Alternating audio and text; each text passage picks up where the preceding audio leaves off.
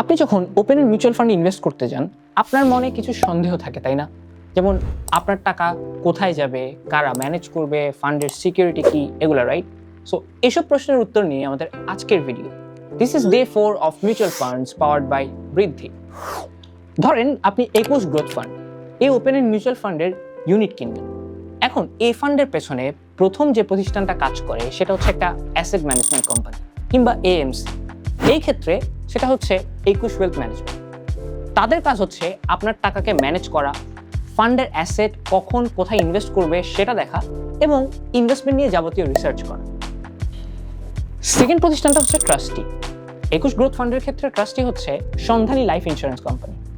Trustee সাধারণত ইনভেস্টরদের স্বার্থে ফান্ডের সব অ্যাক্টিভিটিগুলোকে মনিটর করে এবং ফান্ডটা সব ধরনের আইন কানুন মেনে পরিচালনা করা হচ্ছে কিনা সেটাও এনশিওর করে।